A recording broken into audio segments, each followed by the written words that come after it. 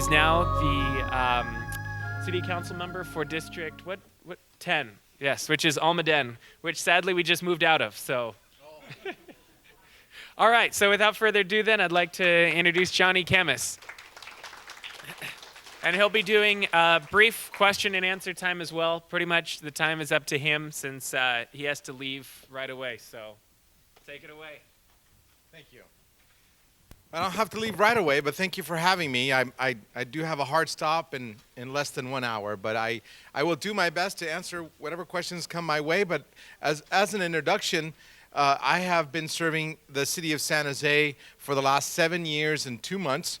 I've been proud to serve our community. Actually, before I was a council member, I was a financial advisor, and I had built my own business. I also have a business degree from San Jose State University, where I paid my way through college myself, and built a successful practice helping other people manage their money, other corporations as well.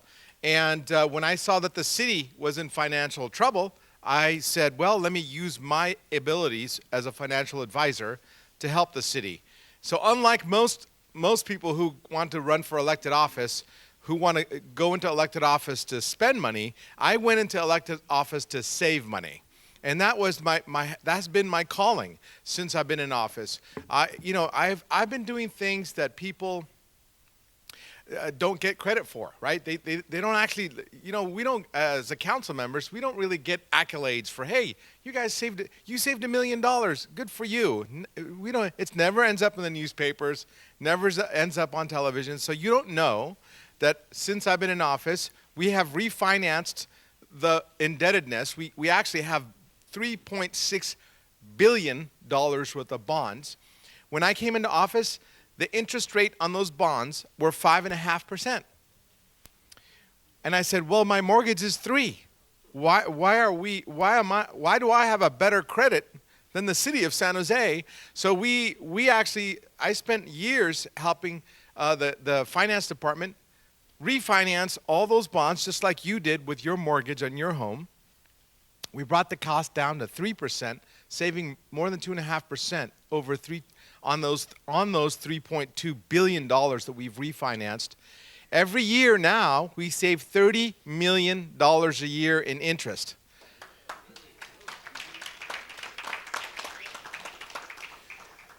I know you're clapping, but nobody else knows about this, right? So it doesn't make the news. It's not sexy enough, right? In the news world, if they say if it bleeds, it leads. This isn't blood. It's not really, somebody saved money. That's the kind of stuff that I've been doing. I uncovered fraud, for example, by asking for an audit, and even that didn't get that much press.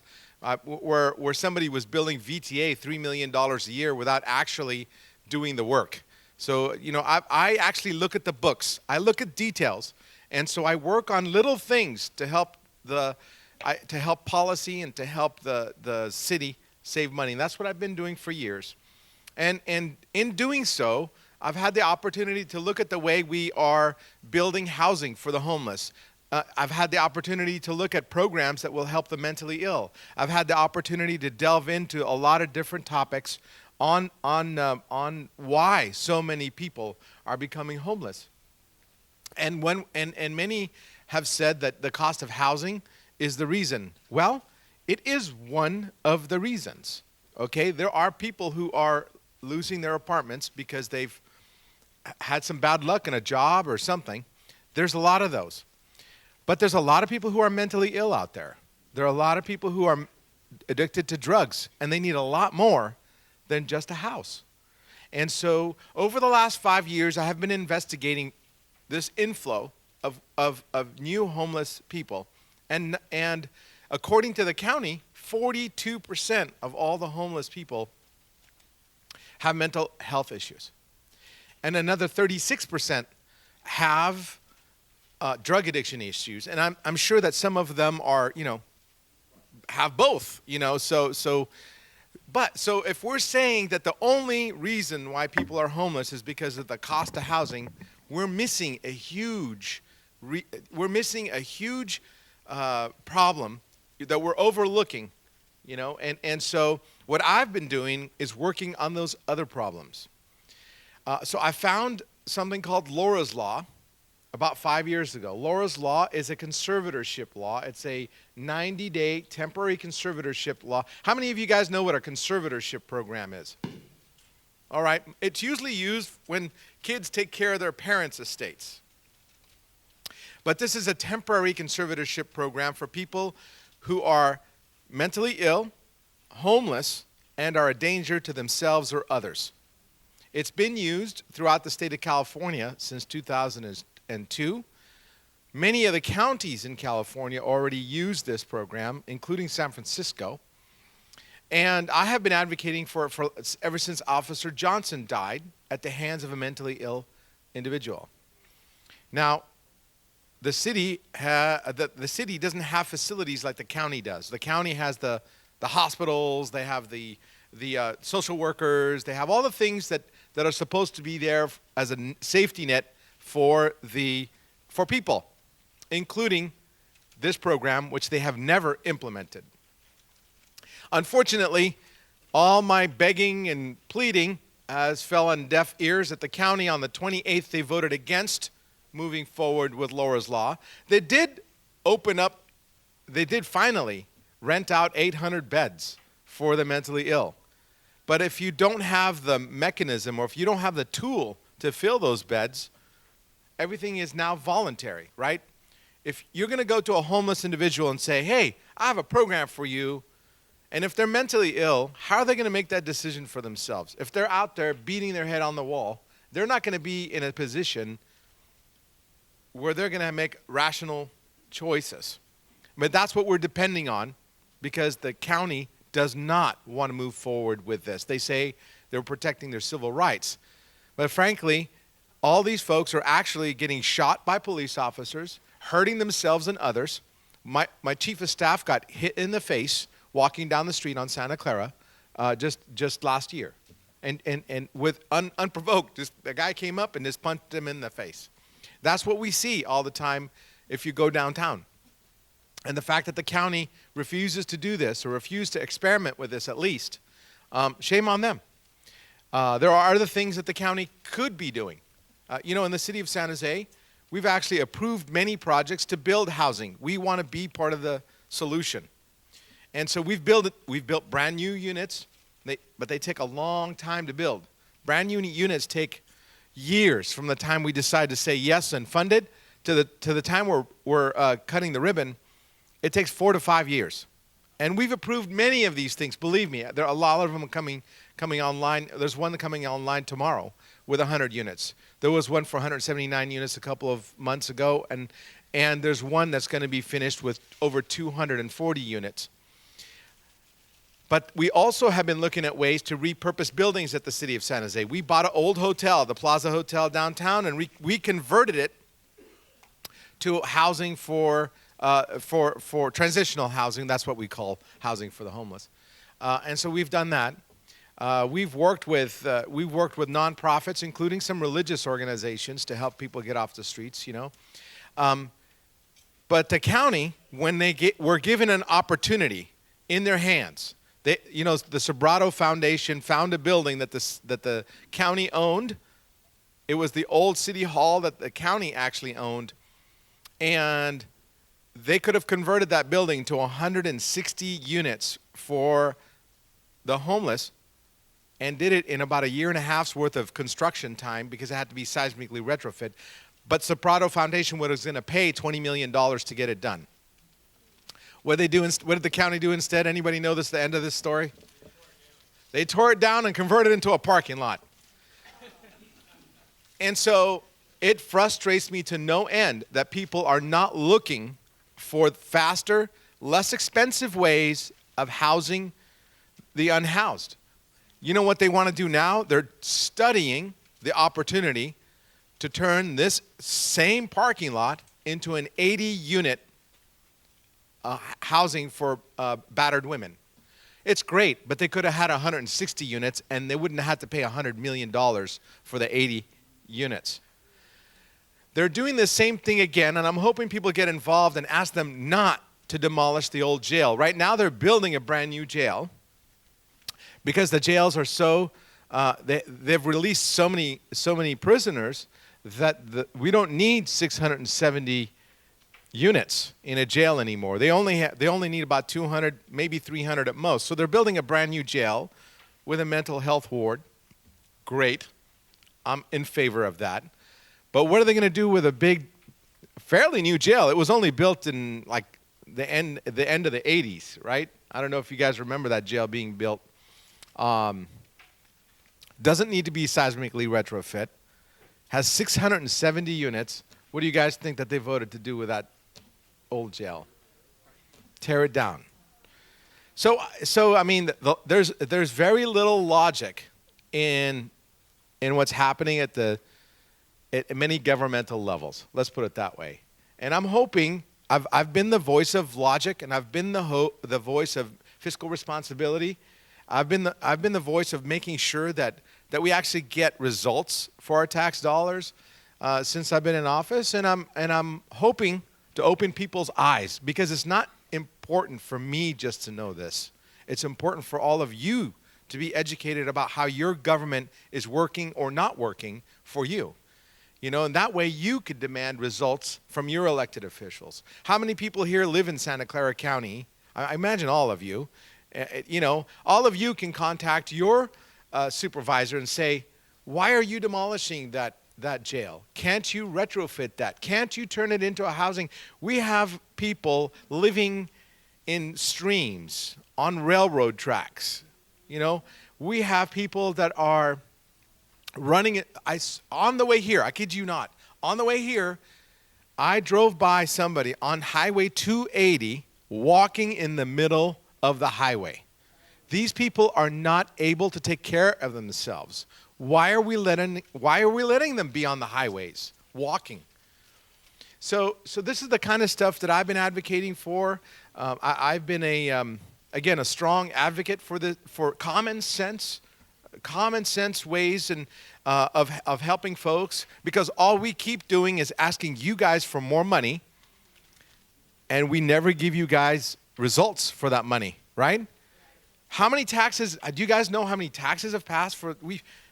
There's so many taxes that have passed. There was one specifically for homeless people by the county. It was called Measure A. If you guys remember, it was a parcel tax, and it raised $950 million.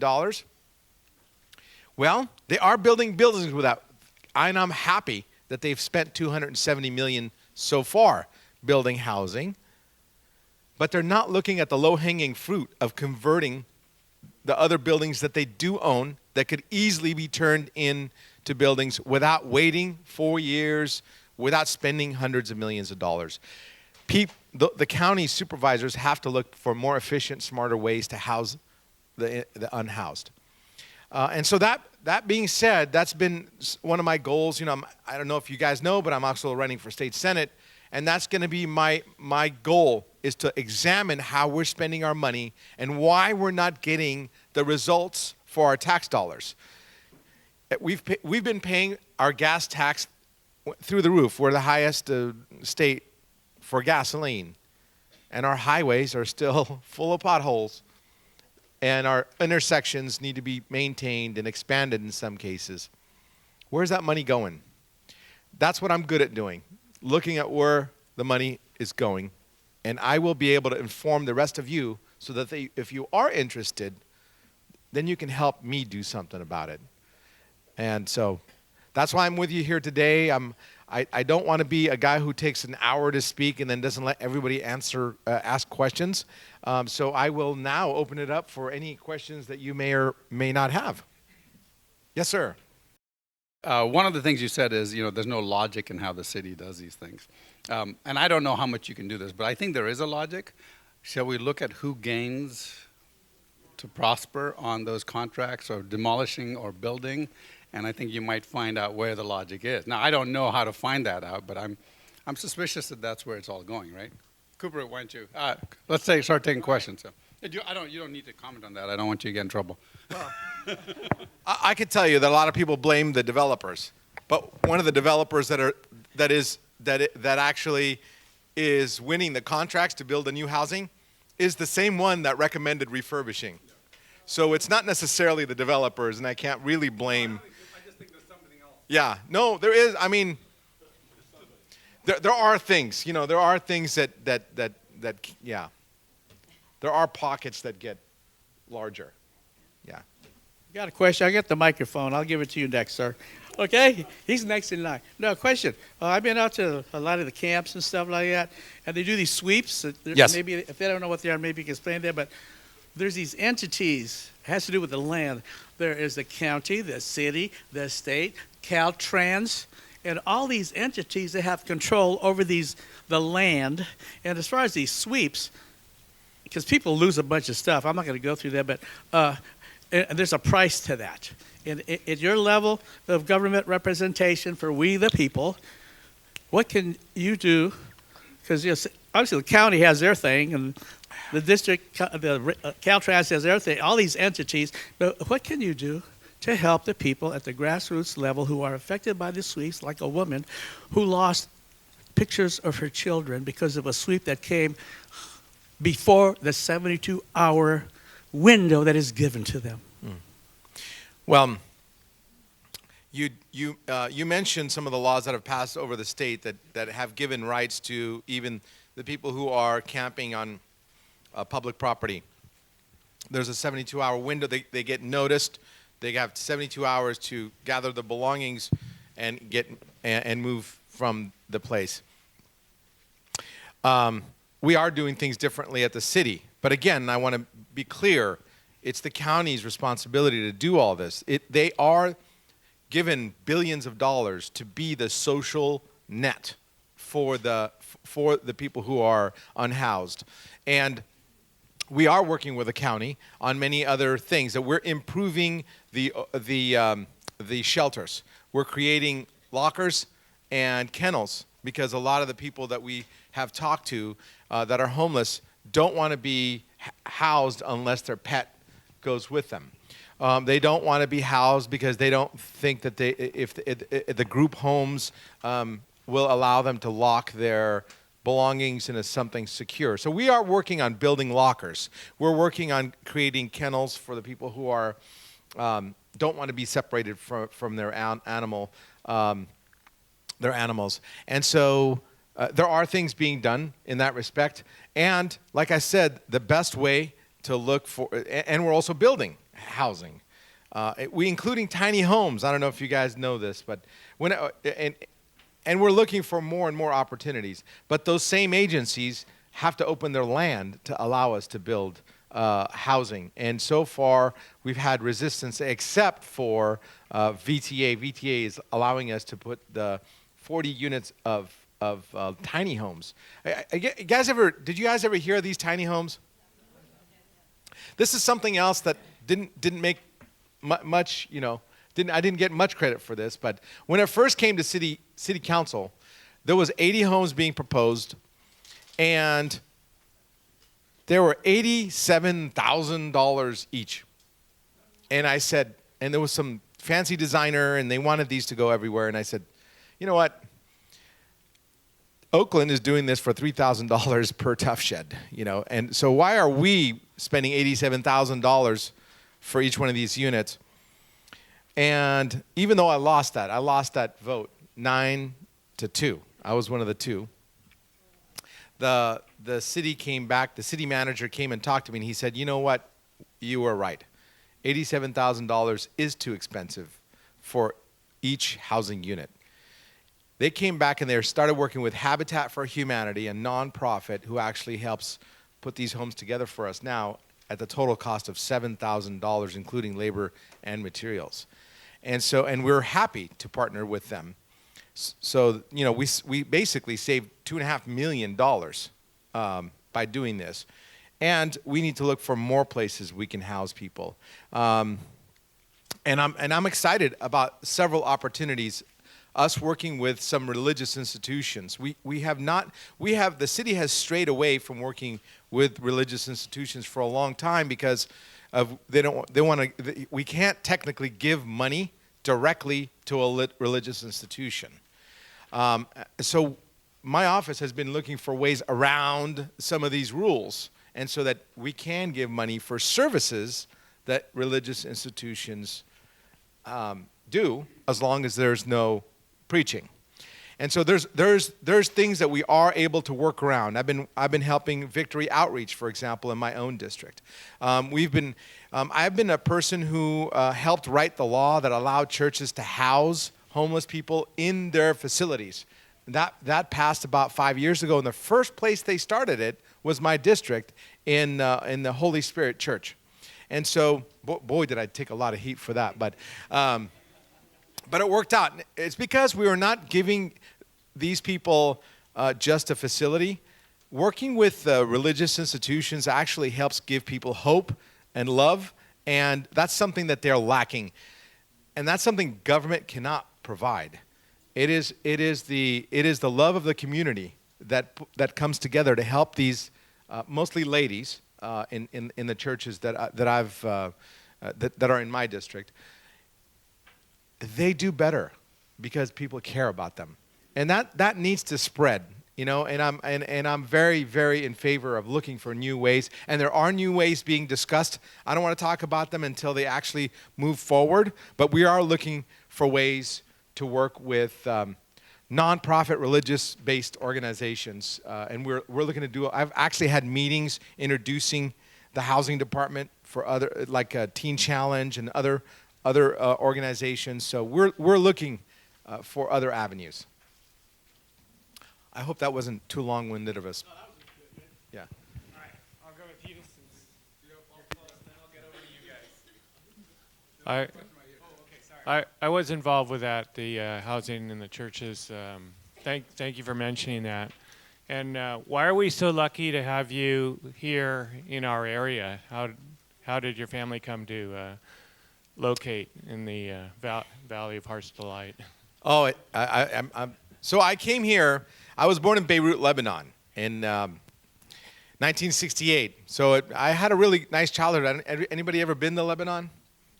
Okay, it's a beautiful country, and we had a house on the beach, and but there was a war that broke out between. It was a civil war there, and that's when we decided to leave. And we decided to leave, and we picked California, specifically San Jose, because my mom's sister married an American soldier, and she moved to San Jose, California.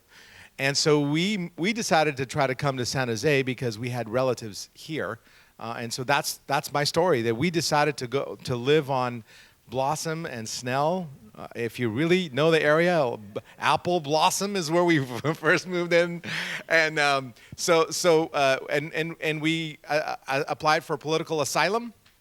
We actually were hiding in Syria for a little while until we got permission to fly to the United States. So we flew to the United States, showed up at my aunt's house. She didn't even know we were coming, and so the whole family, all 5 of us, piled into her 4-bedroom house. And we lived there for a few months, and we got on our feet after that. But that's how we came to choose San Jose, because we already had family here. The question I had, my wife drives me to a city diner down Monterey Highway, and you would see the encampment so close to the... Closer? Yeah. Okay. You'd see how close they were to the tracks. Yes. And my wife, being a good Christian lady, was very concerned about, my goodness. And then there would be sweeps, and they would disappear. Then they would be back. But if you continue to go down Monterey Highway, the fairgrounds are there. Have they ever thought about temporary? I know it's not a long-term solution, but could they do anything temporarily using that land and facilities? Well, I'm glad you brought that up. First and foremost, we do have now an agreement with Union Pacific for them to clean up the homeless encampments once a month. It took us 2 years to negotiate that. As far as the county, this has been one of my biggest frustrations. They've been talking about the fairgrounds, what to do with it, for 30 years. There was a huge effort to allow at least 5 acres to be used as temporary housing. The county voted against it, and they're going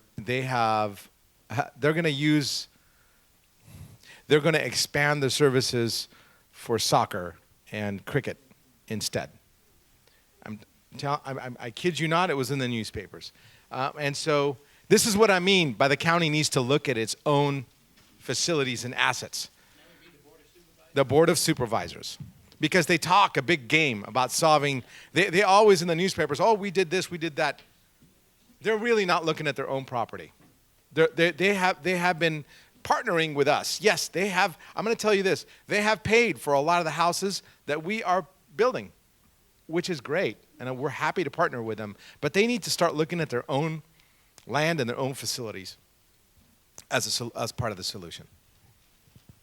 Now, based on your story of coming here and my mother's after World War II, it's very important for you to have somebody based in the United States who will take care of you.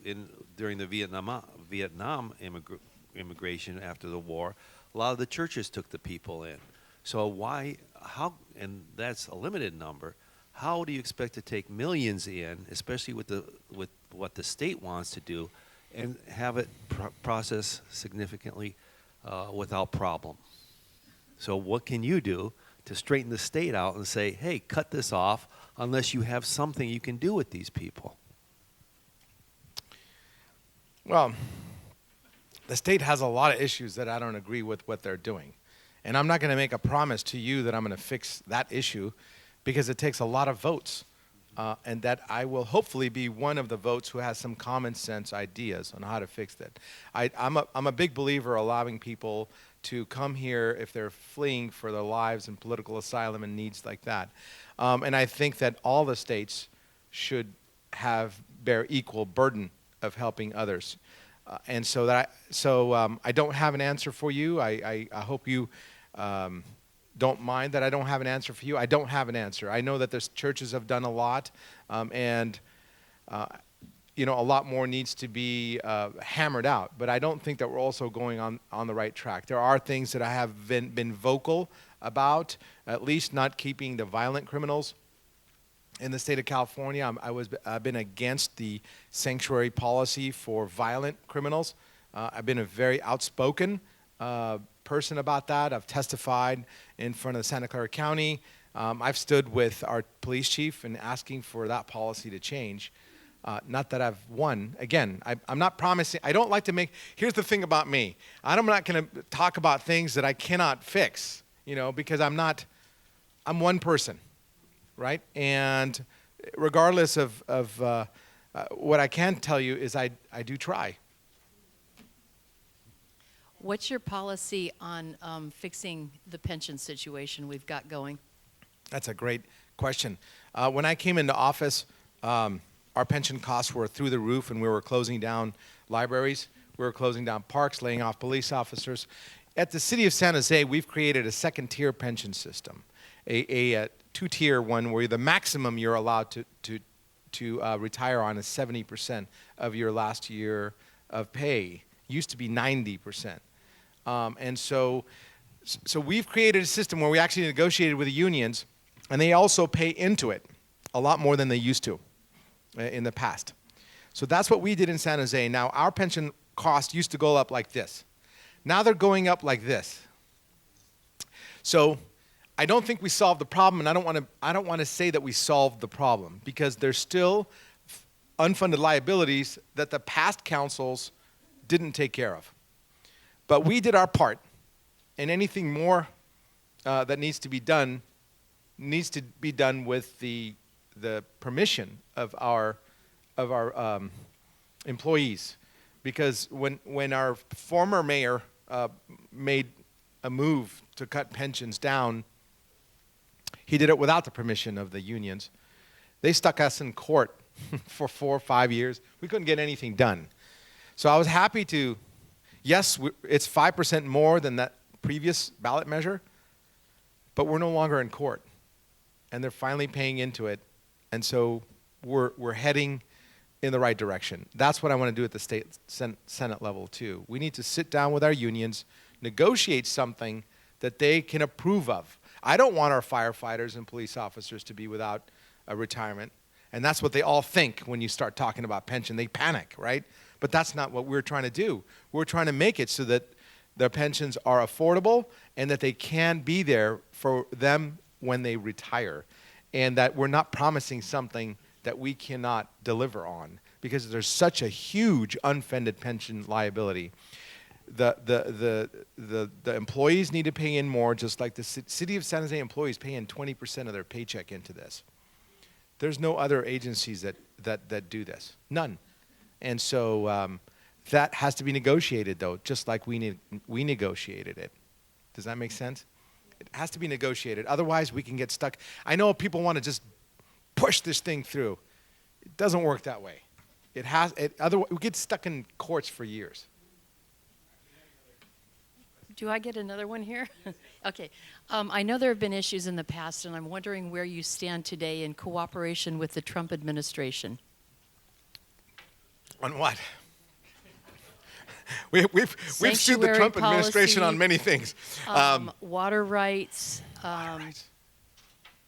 all sorts of stuff. Yeah. EPA. Pardon me? EPA, emissions control. Well, these are all federal issues, and I don't necessarily, that at the state senate, the EPA might be an issue, but I haven't really delved into it. Water rights, I think our state actually has a lot of conflict over water rights that have nothing to do with the federal government. We're talking about a pipeline from the Bay all the way down to Los Angeles and to feed the farm areas, and I'm supportive of that. And so there's a lot of issues that are, maybe the president's delving into it, but there's state issues that we need to address. Without having a reliable water source for our farmers, I think, how are they going to grow us food? So we need to look at things like our own state's sustainability and how we feed ourselves, and I don't know if I answered your question, but that's what I think about. Is this a good idea to build that pipeline? We've already taxed ourselves, so why aren't we building it? And number two, we need to have some water resilience in case of drought years.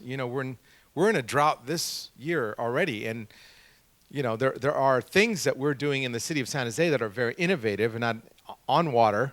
We're actually recycling 20% of your water, and so that needs to expand. We take your, I don't want to gross you out. You're all eating. We take your, it's been called toilet to tap. So we take that water, and right now we pipe it down so that the farmers can use the recycled water to water their crops. But what other areas do is they pump it straight into to all these percolation ponds, and it filters yet again, and it goes back to refilling our groundwater. That's what other states and other areas are doing. And I think we need to take a look at that. Like Arizona and some of the drier states have some of these programs. And we need to take a look at that.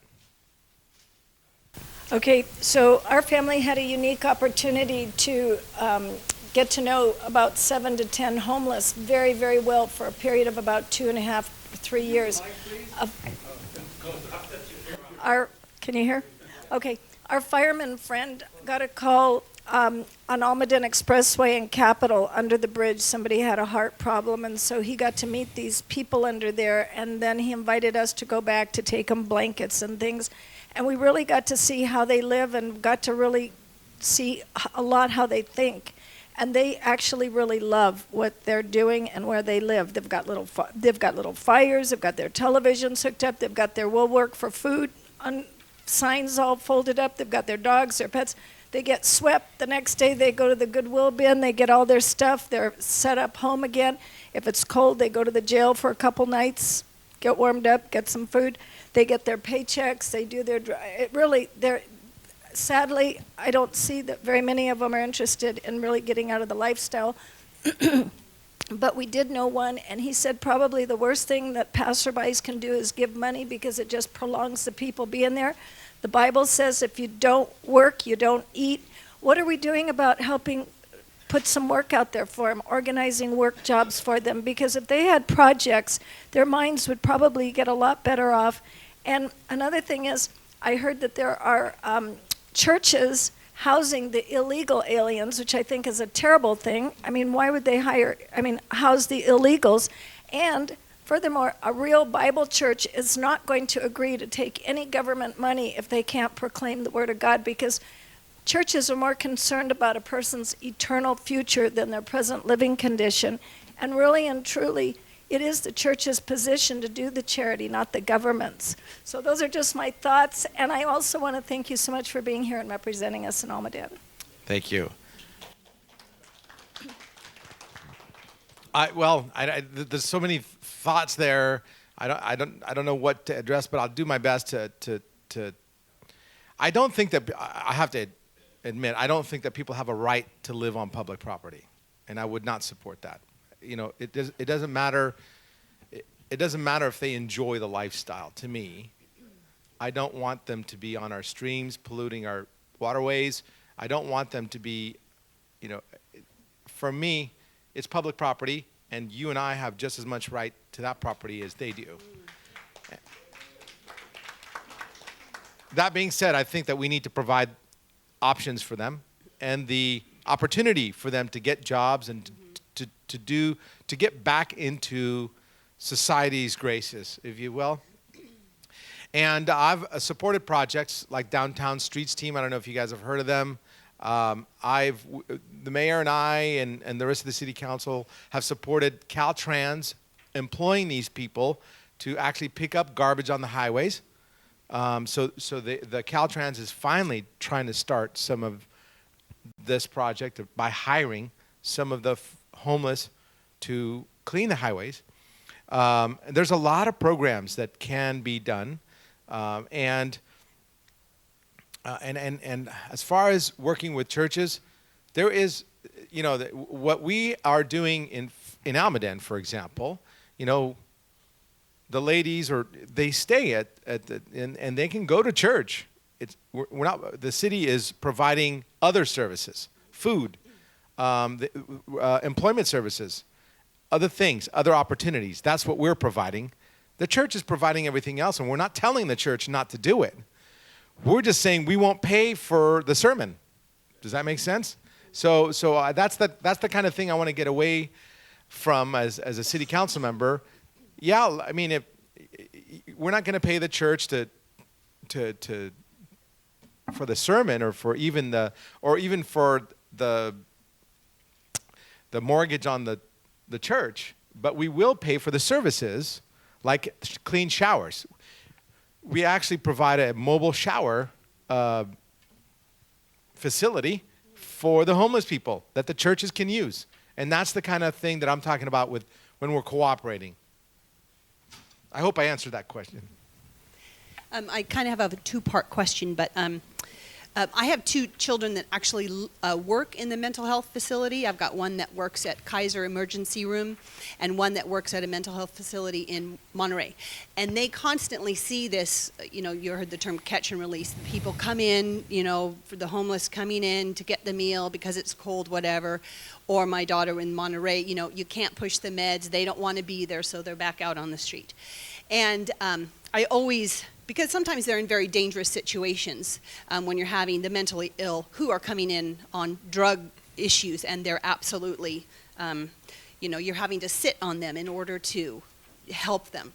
So I always think of when I remember hearing about a lot of the mental hospitals closing down, and I'm not saying they were run right or anything. You know, we want good, helpful care, blessed care for people that actually need it. But I remember when they were closing those facilities down, and then as I'm old enough now to see that, you close that, and now we have this homeless problem, mental health or otherwise. And I often wonder, especially here in California, I don't know if it's the ACLU or those on more liberal bent, how do they determine what is I understand everybody needs their civil rights, but how do they start determining what's a civil right and what isn't when you're dealing with somebody who's actually quite ill and doesn't need to be on the street? It seems to me they have blurred those lines for their own causes, for votes, as to what that really looks like. And I was just wondering, how much input does the mental health community, those who are truly, truly trying to help these people, have in regards to some of these decisions being made in trying to help the mental health, those who truly need mental help? Because sadly, I see it's really getting hard to distinguish between those that are truly needy in that area and those, like Marcy said, who are just sort of, I will say, wanty to live that way without actually having to forge out a lifestyle for themselves. Do you know what I'm saying? It's just, I'm frustrated because there's such a common sense idea of being able to have someone in a mental health facility that absolutely cannot care for themselves and is putting the rest of us at risk. And it kind of goes along with what you said, the use of public property. What are we using it for? Because we are losing, our rights are being ebbed away at the expense of everybody being mentally ill or not being able to, do you know what I'm saying, tend to themselves. It's just hard to see where that's going. And what does it look like for a mental health facility? Do they have input? Some of these, people trying to truly help others on that end. Well, I could tell you this, that when I went to advocate for, I spread the word about Laura's Law, which is a small fix. Again, it's not the panacea, and it's not going to help everything that you're talking about. But it would have helped, maybe a couple of hundred people who are running around naked or jumping in front of cars in downtown. So I went there and I asked mental health advocates to come with me. No one came with me. There was a couple of police officers and a couple of advocates that came with me, but not many. What you end up having is people from the ACLU telling everybody else to come and talk against the idea. And so political pressure needs to come. And those who are not making the right decisions need to leave office. And that's the only way to get things done.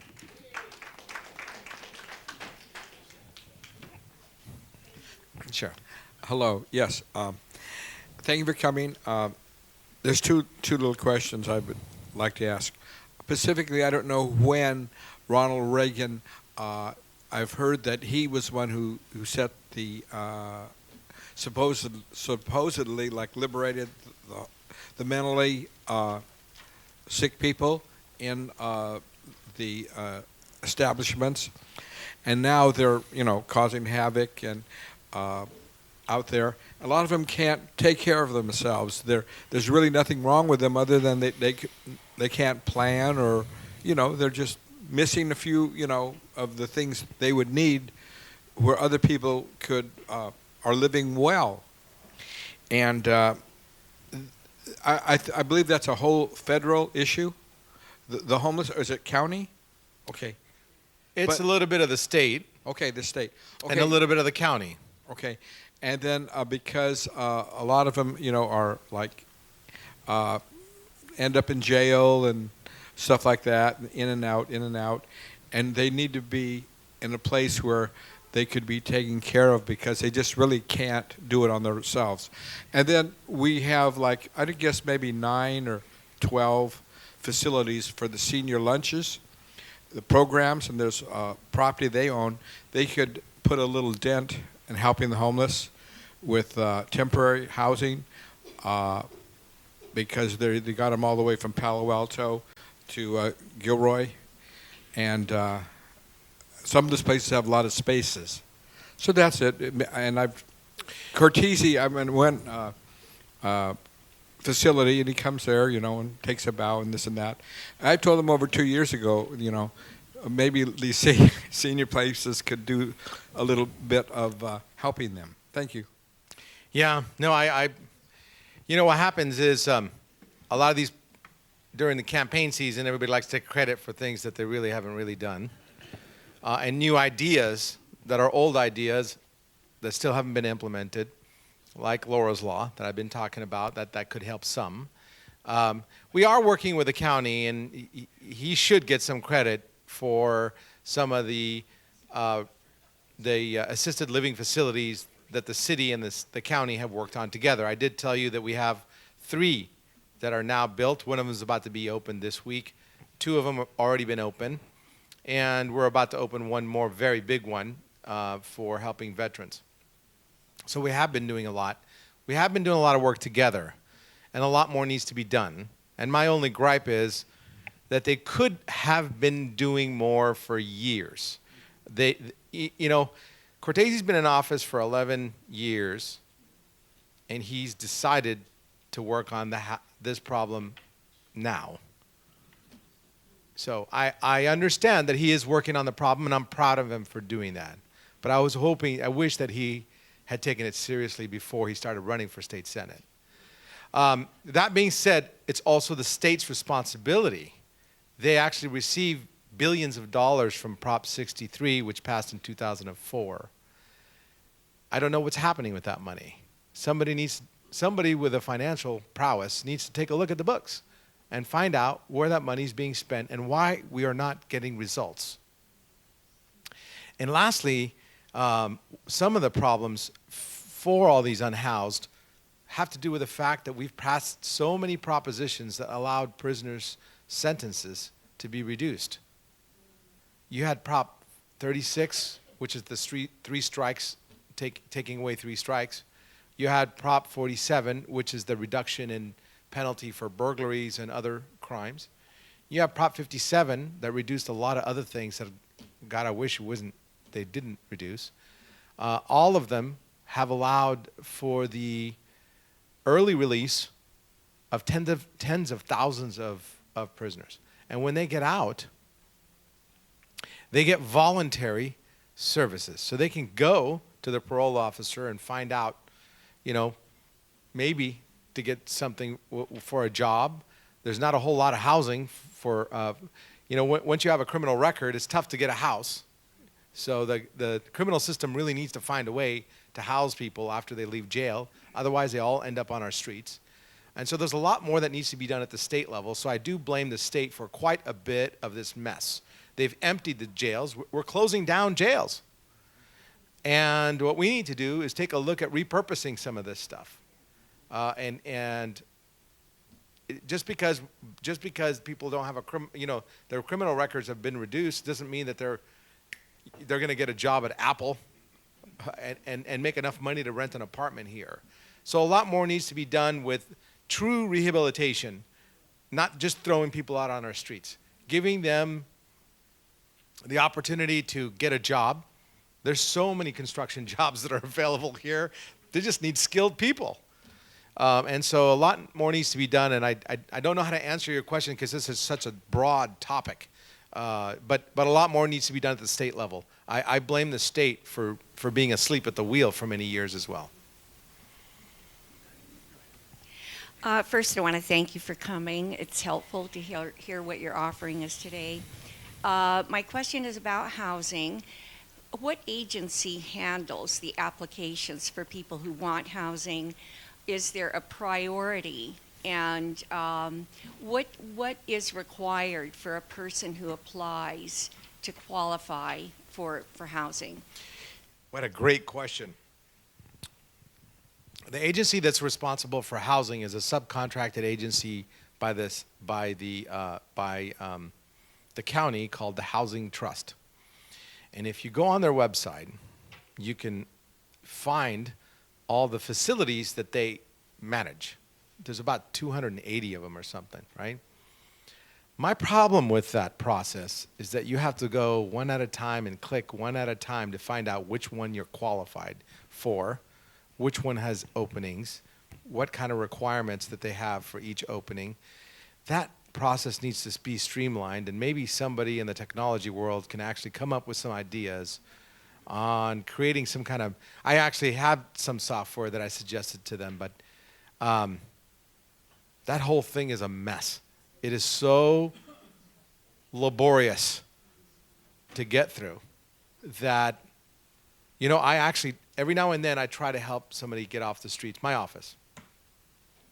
And boy, to go through that system, we've given up, because you have to fill out practically 280 applications instead of one.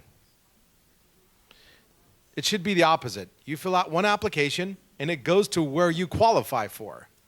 So a lot more things. Again, I'm just a business guy. I look at things with a business focus. It's just not being done efficiently. And if it is, and if it was, then I think it would be handled much better. And then a lot of other things happen in the building of housing that cause the prices to go up quite a bit too, that I would like to change. And that's a whole discussion all on its own. I could give a half an hour discussion on. Just a quick question. I was curious, what are they doing? I know this is probably more of a state than local, but what are they doing with the retired military bases? Is that not accessible for housing? Well, you know, that is a federal, that's a federal thing. I don't know what they're doing. I know that, I know in Monterey, they're building a city out of the old fort out there called Marina. The little bits at a time, chunks are leaving and being built into housing. So I don't know. That's a real federal topic. It's not even state. Yeah. Yeah, I want to get back to Laura's Law that you brought up, and I know I've experienced with one particular individual who could not receive services because of your comment about needing to be of danger to self and others.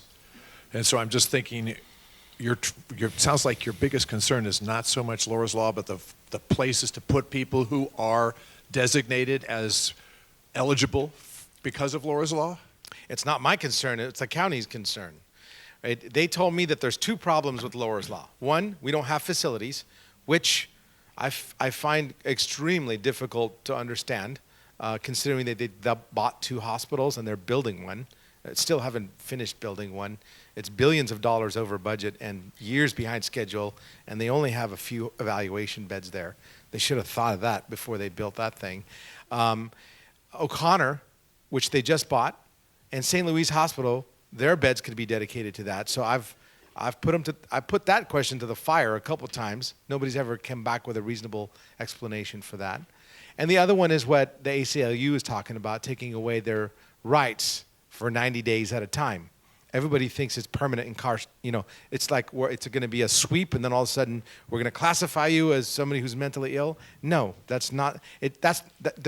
What happens is these ACLU will go and talk to people and strike fear into their hearts, and so the homeless advocates will come out and say, no, we don't want this to happen, because you're going to use this as a roundup, and you're going to say all of us are mentally ill, and that's not the way. That's not what it was designed for either. So.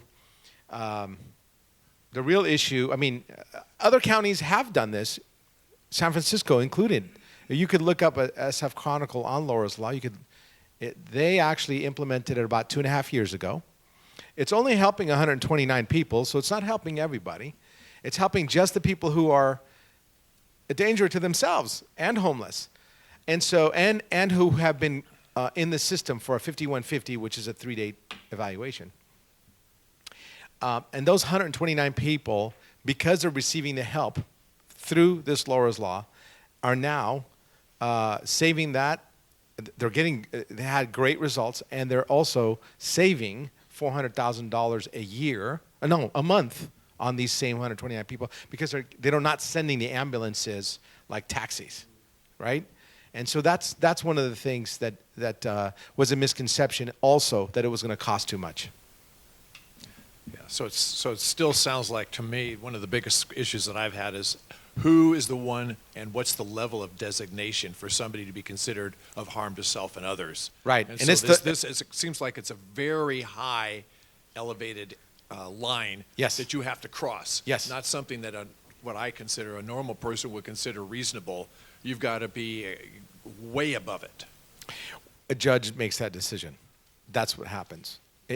That's what Laura's Law is. It is a conservatorship program that goes through the courts, and they decide what that level is. Johnny, you have done a wonderful job in District 10. One of the outstanding characteristics you have is to represent the people. And so my question is, in going to Sacramento, what is your understanding of what the people in District 15 want? Well, I think the people in District 15 pretty much want the same thing as the people in District 10. They want a little more security because they think that the pendulum of justice has swung too far to the side of the criminal. And I'll be working on that. They want results for the taxes that they're already paying. They don't want to have more taxes and taking away Prop 13 and all the other stuff that they're talking about at the state level. And I think that they want the simple things. Paving our roads. They want our schools to do better than than 49th in the United States. They want simple things, just like all of us want. And they also don't necessarily want the state meddling in some of the very local affairs. They want the state to make sure that the homeless are provided for. And those are the things that I think the people of Senate District 15 want. I've actually knocked on 7,000 doors in the district. I feel like I have a good understanding. So the closer you get to downtown, the discussion focuses mostly on homelessness. But if you go to Los Gatos and Saratoga, Montserino, and Campbell, they talk about transportation, right? Because the transportation is horrible. If you go to the Almaden Valley and some of the other areas, they talk about schools. That seems to be the general gist of where the people's minds are. But all of them, I think, agree on one thing, that the state isn't managing our money well. And that's why I think my message is resonating quite well, that, hey, work within the monies that you already have and get us results.